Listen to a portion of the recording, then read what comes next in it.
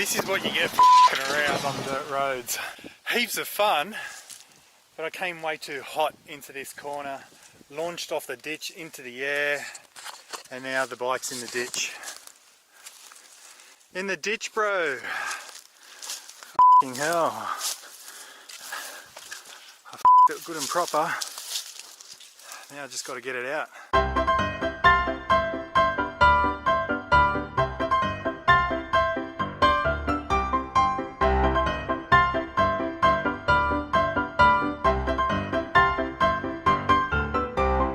Alright, so let's check out the damage. Me, just a bit of dust. No leaks. Couple of scratches there. Oh, yeah, okay.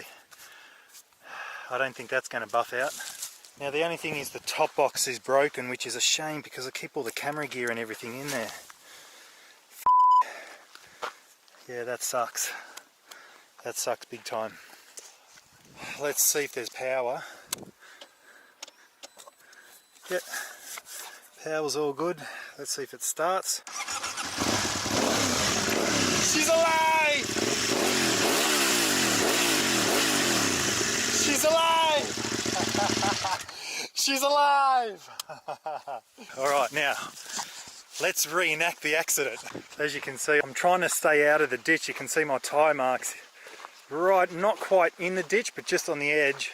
I was trying to stay out of it, and then I noticed there's a big drain pit just straight ahead of us here.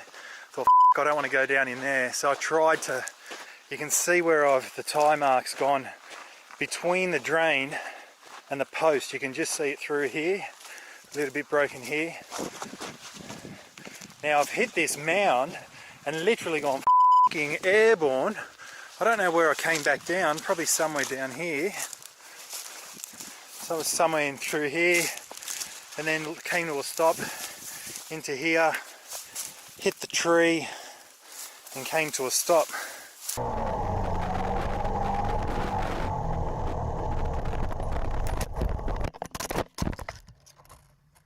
So I'm going back to Hobart. That wraps up a day on Bruny Island. An incredible, adventurous, crazy, awesome day with one crash. Man, I can't believe I crashed that. That was stupid.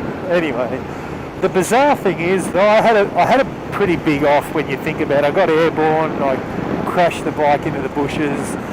And the funny thing is, I've got no bent discs, no buckled rims, no punctured tyres.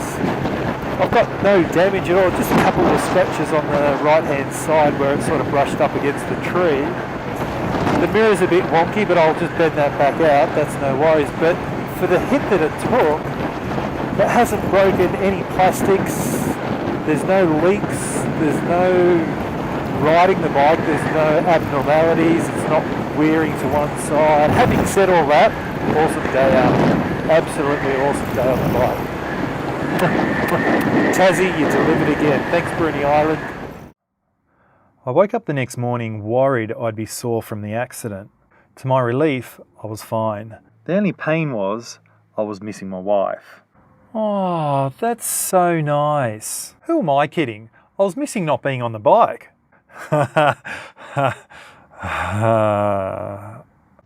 Today's day trip takes us around the Cygnet Peninsula with its great mix of riding landscapes.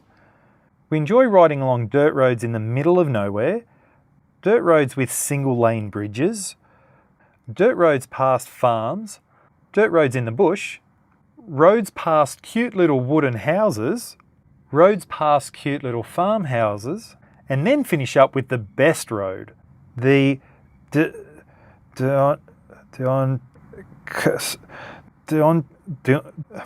channel. There's just something very cool riding alongside the water, just like this little strip of biking bliss. Now, here's a tip. Don't be afraid to turn around and ride these bits of biking bliss a few times. Yep, it looks weird, but the fun lasts so much longer. We return to Hobart to enjoy one last treat. Straight ahead of us is the magnificent Mount Wellington. And that means a quick fang up to the summit.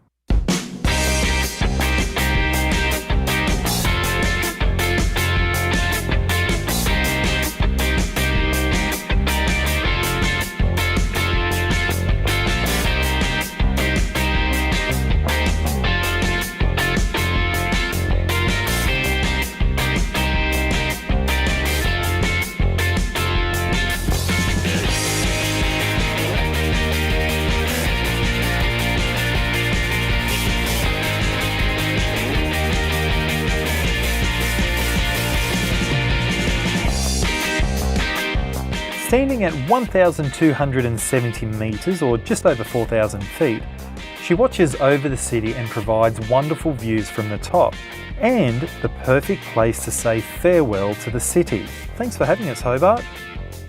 As we're only halfway into this awesome trip, let's keep going as there's so much more magic to enjoy.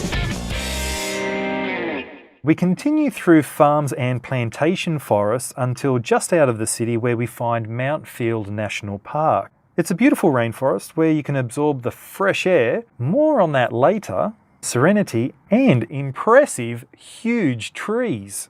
I'm 190 centimetres, about 6'2", and this one dwarfed me. I don't know what creepy crawlies live inside, and to be honest, I don't want to find out. However, the star of the show is the spectacular Russell Waterfall, a 58 metre, 190 foot multi-tiered cascading waterfall. Speaking of water, we've had wonderful weather so far, although the rain has finally caught up to us. However, there is a consolation prize if it rains, and here's a fun fact. Tassie has the cleanest rainwater in the world. So pure, in fact, it's the only bottled rainwater approved by health departments around the world, such as Europe, the USA, Japan, and of course Australia. I'm sure you've heard of the saying, something in the water. Well, there isn't anything in the water. It's that clean and pure. Now, if you're like Shania Twain and that doesn't impress you much, well, here's another fun fact. Tassie's next door neighbour to the south is Antarctica, which brings the roaring 40s winds. And with these winds, they bring the cleanest air in the world. So the cleanest air and rainwater, I suppose that's why Tassie's got such big trees and the oldest in the country. Maybe there is something in the water after all. After a long day of riding in the rain, we reach the second highlight of the trip. However, as the riding conditions aren't the best, let's call it a day, dry off, and try again in the morning to fully appreciate this magnificent road. So, what was I trying to show you yesterday? The magnificent Lyell Highway. Now, don't be fooled by the word highway, because there are no straight boring sections here. In fact, straight roads suck.